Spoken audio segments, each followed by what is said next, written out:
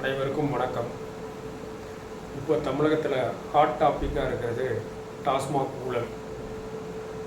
இடி தனது அறிக்கையில் சுமார் 1000 கோடி ரூபாய் அளவுக்கு டாஸ்மாகில் ஊழல் நடந்திருக்கிறதா சொல்லியிருக்காங்க. நமது மாநில தலைவர் திரு அண்ணாமலை அவர்களும் 1000 கோடிக்கும் மேலே ஊழல் நடந்திருக்க வாய்ப்பு இருக்கிறதா சொல்கிறாரு. அதே நேரத்தில் புதிய தமிழகம் கட்சியின் தலைவர் திரு கிருஷ்ணசாமி அவர்களும் அவரது மகன் ஷியாம் கிருஷ்ணசாமி அவர்களும் டாஸ்மாக் மூலமாக சுமார் 1,00,000 கோடி அளவுக்கு ஊழல் நடந்திருக்கிறதாக ஆவணங்களை மேதகு ஆளுநர் அவர்களுக்கு கொடுத்துருக்காங்க. இதை அவங்க 1 வருஷத்துக்கு முன்னாடியே கொடுத்துருந்தாங்க.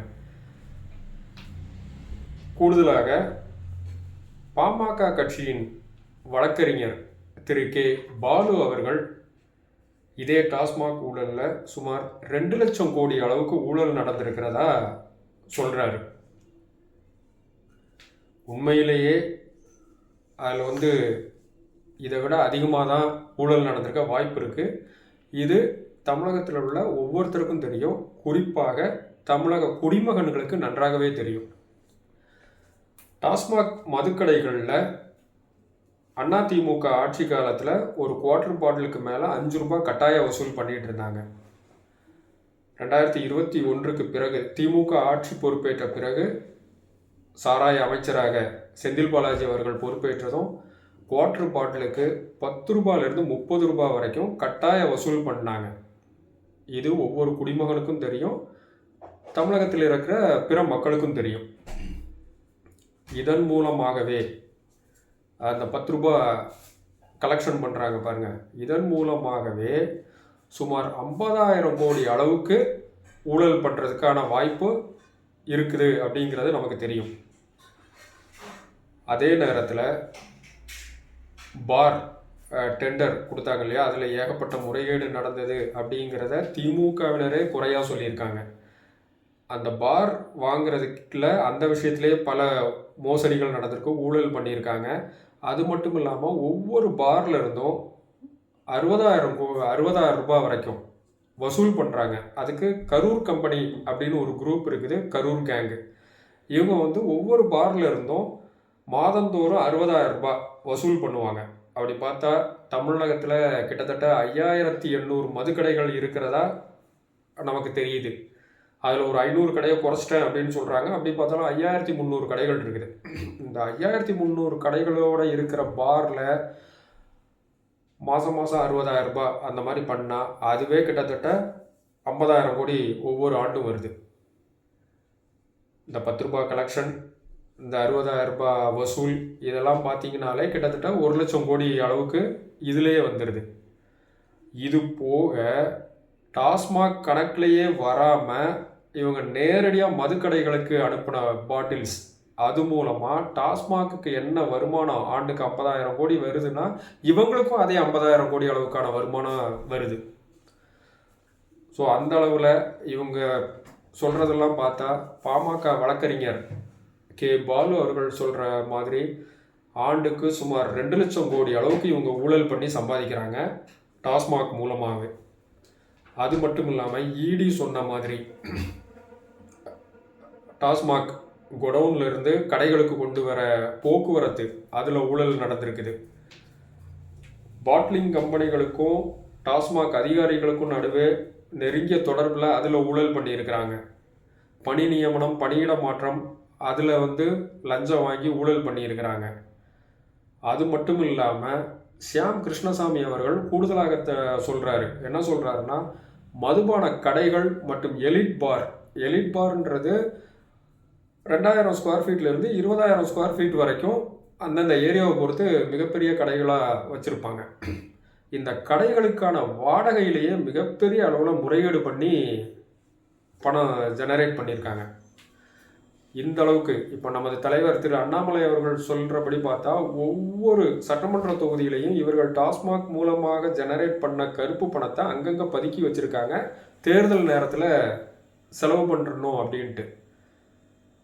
தமிழகத்தில் 1,12,00,000 குடிநோயாளிகளை உருவாக்கி 47,000 கோடிக்கு மேலே அந்த குடும்பங்களுக்கு வருவாய் இழப்பை ஏற்படுத்தி இவனுங்க வருஷம் 2 லட்சம் கோடிக்கு அதிகமாட்டு ஊழல் பண்ணி சம்பாதிக்கிறாங்க. இதில் எஸ்என்ஜே அப்படிங்கிற நிறுவனம் நமக்கெல்லாம் தெரியும், அது ஜெயமுருகன் அப்படின்றவரோட கம்பெனி அப்படின்ட்டு. ஆனால் புதிய தமிழகம் கட்சியின் தலைவர் கிருஷ்ணசாமி அவர்களின் மகன் ஷியாம் கிருஷ்ணசாமி அவர்கள் எஸ்என்ஜே நிறுவனத்தின் உரிமையாளர் ஸ்டாலின் தான் அப்படின்னு அடித்து சொல்கிறார், உறுதியாக சொல்கிறார். நமக்கும் பார்த்துருப்போம், நம்ம தமிழக பேருந்துகளில் எஸ்என்ஜே 10,000 அப்படின்ற அட்வர்டைஸ்மெண்ட்டு தமிழக பேருந்துகள்லாம் இருக்கும். நடந்து முடிந்த கிரிக்கெட் விளையாட்டுகள்லாம் பார்த்தீங்கன்னா எஸ்என்ஜே 10,000 அப்படின்றது சிஎஸ்கேவோட ஜெர்சியில் இருக்கும். ஸோ எஸ்என்ஜேன்ற நிறுவனம் ஸ்டாலினோடதாக இருக்கலாம் அப்படிங்கிற நம்பிக்கை நமக்கும் வருது. அதே மாதிரி எஸ்என்ஜேலேருந்து தான் அதிகமான அளவுக்கு கொள்முதலும் நடந்திருக்குது. ஸோ ஒரு சாராய கம்பெனி நடத்தி குடிமக்களின் குடியை கெடுத்து இவனுங்க நல்லா வாழ்கிறானுங்க.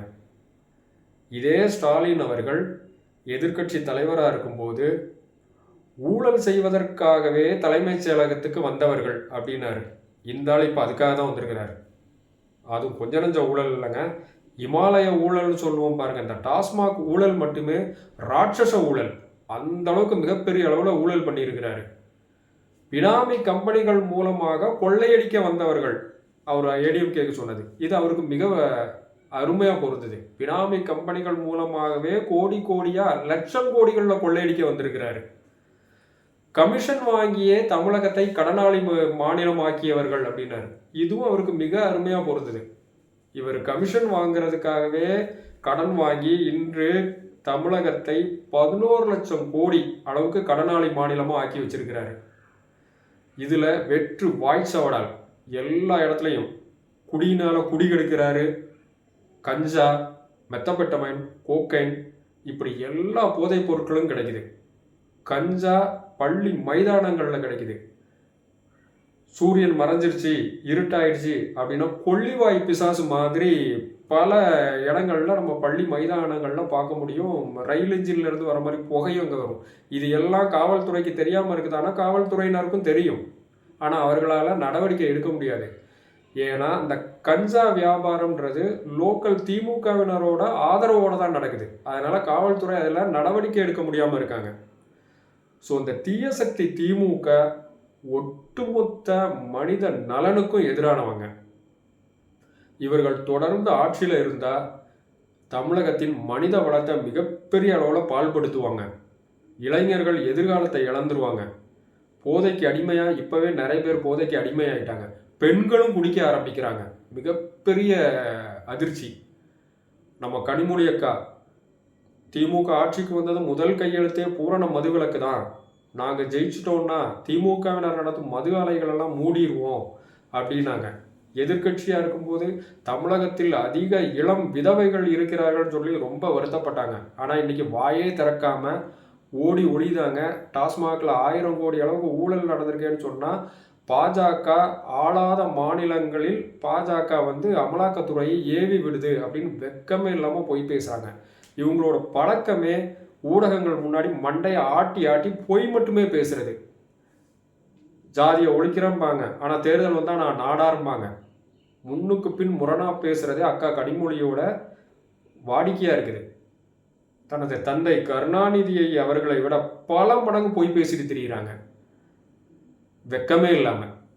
ரொம்ப வேதனையான விஷயம். மக்களை ஏமாத்துறது எப்படி அப்படின்றது திமுக காரங்க அதில் முனைவர் பட்டமே வருவாங்க. அந்த அளவுக்கு கேடுகட்ட ஜென்மங்கள் திமுகவினர்.